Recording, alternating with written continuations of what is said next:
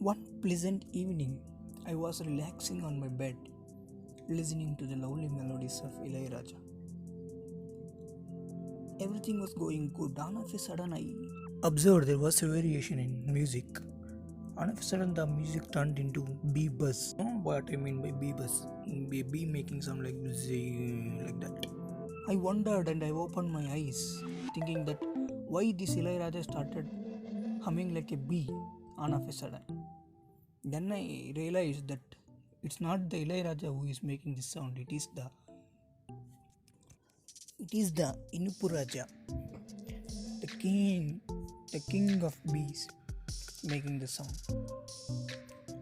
Very soon I realized there were two bees moving around me. I flew them away. Then I flew them away, but I couldn't go back to the Ilayaraja music because something something has triggered in my mind after looking the bees. That is the one story which gaurgopaldas had shared in his book called A Life's Amazing Secrets. He says about the four wheels of life in that book: relationships, personal life, work life, and social contribution. The story which I am going to tell is from the chapter 9 of relationship, the wheel called relationships. In that he had shared like we should be like a bee. He says like we should be like a bee. You might be wondering why we should be like a bee. It's not because the bees had disturbed me listening to pleasant music of Ilayaraja. It's not because the bees had disturbed me I'm telling that we should be like a bees. But bees sometimes disturbs us, but rather than disturbing us, it teaches us something interesting, which is they are always looking for the nectar that flowers possess and avoid the dirt that the flower contains. So we should be like a bee, always seeing the best in the people and choosing to avoid their faults. There is a suitable proverb which actually meets with our needs at the current context. Anyone can find the dirt in someone, but be the one that finds the gold. Actually, there are many ways to pursue others. We should start choosing the one which magnifies the positive and avoids the negative. It is called a virtuous vision. I don't like to categorize people, but in this book, he had just segregated people into five types. Type 1: a person who can't see the good at all. And type 2: a person who sees both the good and the bad but chooses to neglect the good. Type 3: a person who sees the good and the bad and is neutral to both. Type 4: a person who sees good and bad but consciously chooses to neglect the bad. Type 5: a person who can't see the bad at all, they see the slightly good and magnifies it. Why I am sharing these types? There is a reason, because there is a story which I like the most and I would like to share with you all, and hope you also like this story. In type 1, that is a person who can't see the good at all, the same author had shared his one beautiful story which I like the most. The story goes like this. There was a young couple who lived in a nice home in a beautiful neighborhood. For some reason, the wife just did not like the woman who was their next door neighbor. One morning, as they were having breakfast, the lady looked out of the window and saw her neighbor hanging clothes on the clothesline. "Look at that," she said to her husband.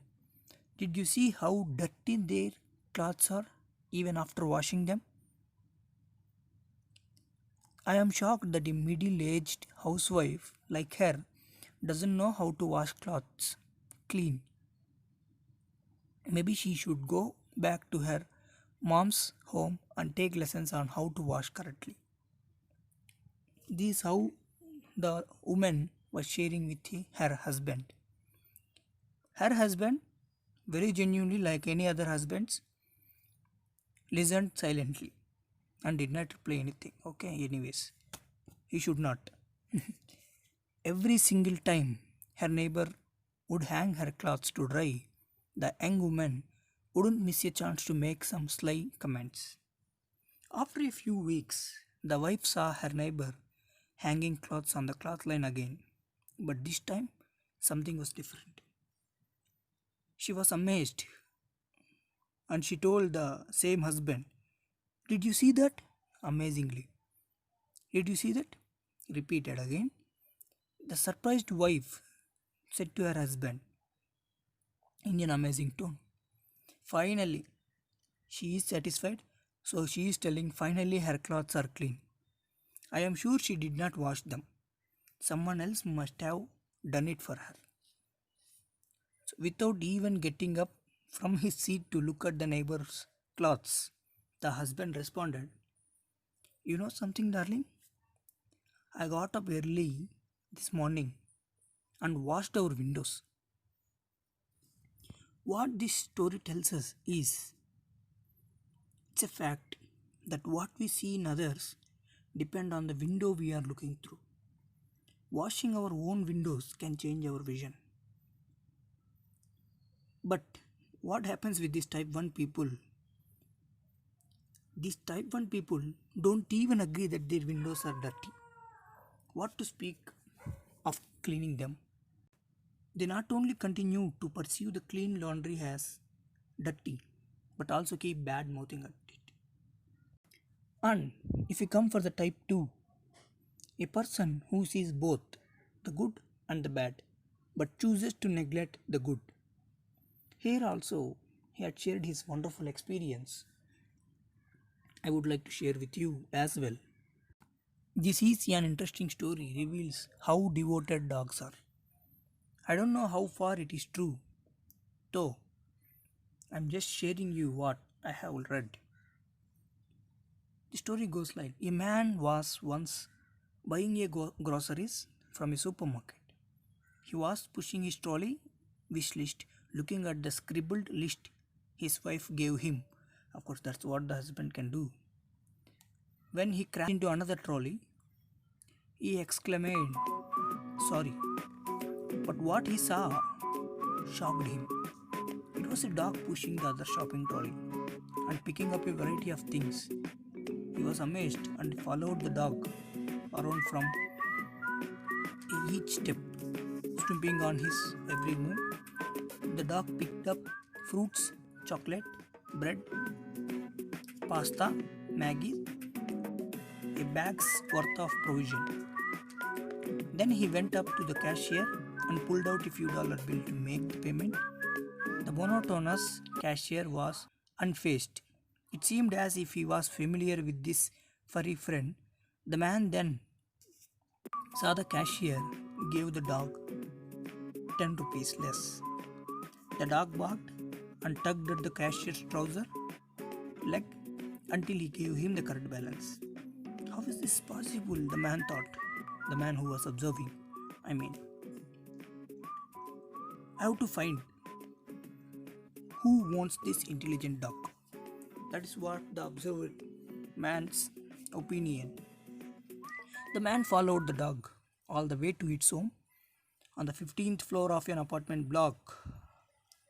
Yes, as you have guessed, the dog pressed the correct floor on the elevator, reached a dark blue door and dropped the shopping. He then began to scratch on the door, making a whining sound to get the attention of his owner. After some time, the owner opened the door and started shouting at the dog, "You useless, ungrateful, good for nothing animal. I hope you got everything." Then they both went inside. The man was even more bewildered now. Did the dog's owner really just say that? Curious. He knocked on the door 3 times, anxiously to ask the owner why he had shouted at his genuine dog. The owner opened the door and said, "Yes, what's the matter?" Then the person who had followed the dog just said, "Sir, I just had a question. I noticed that your dog did all the shopping from the supermarket for you, managed to get the correct change from the cashier, walked all the way to his building, pressed the right number on the elevator. He is unbelievable. Why did you shout at him? I have to know why."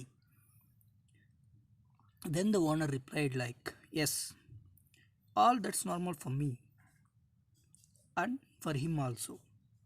But this is the second time he's forgotten the keys to the house. It's so pathetic.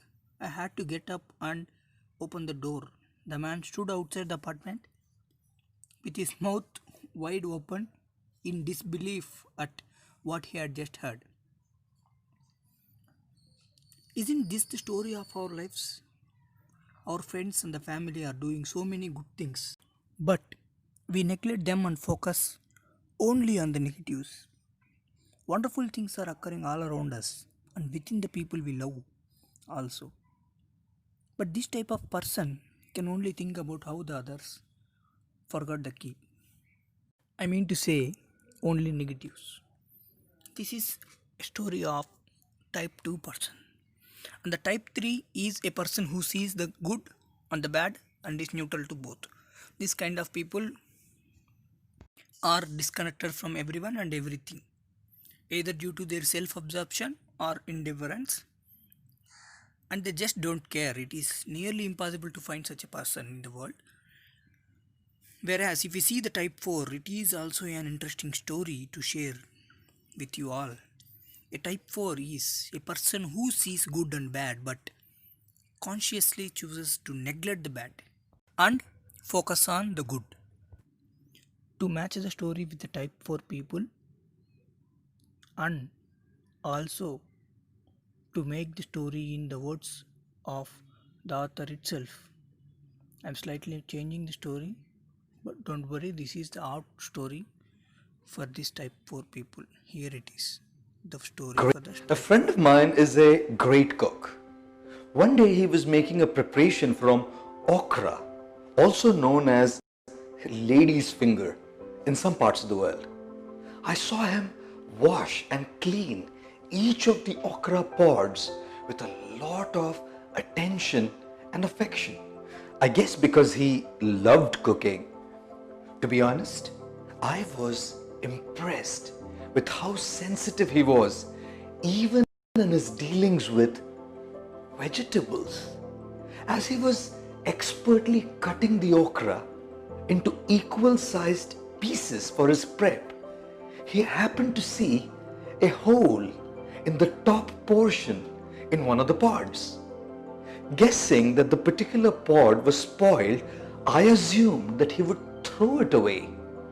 Instead, with meticulous attention and precision, he removed the top portion from the pod using his knife, and after checking that the rest of the pod was fine, continued cutting it to be used for the delicacy he was about to prepare. I learned a very important lesson from this simple interaction. If there be a hole in one of the pods, some may, but many, especially here in India, will not reject the entire pod. They would carefully deal with the spoiled part by removing it and use the rest of the pod which is still in a perfect condition. If we don't even reject an okra pod entirely just because it has a hole in it, and an okra pod is probably only a few cents worth, should we reject people and our relationships, which are priceless, simply because of some faults that they may have? Don't human beings deserve similar or better treatment? Ladies and gentlemen, no human being is perfect and will most certainly have some defects and limitations. Let us learn to follow the okra principle in our relationships. Let us not brand people and reject them for their flaws. Let us accept them for their good side, and let us expertly and skillfully deal with their weaknesses, uplifting them and helping them to give their best. Isn't it said that anyone could find the dirt in others? Be the one that finds gold. And don't forget to drop me a comment for the actual story. And here comes the type 5. A person who can't see the bad at all. They see the slightly good and magnify it. This the author says this stage can only be possible for God or for one who has reached the heights of spirituality. But for a normal people like you and me, it would be a great feat to reach at the stage 5. We can consider the ideal state for our relationship to flourish is to come to the stage 4. So, what type of person you are and what type of person you wanted to become, it's in our hands. Only you can change that if you want to be. So, we all know that anything is possible with practice, and this achieving to the state 5 or state 4 is also possible with through the practice and consistent hard work. So let us start working towards stage 5 and at least reach stage 4. So we will together we will. I hope you have liked this video. Thank you.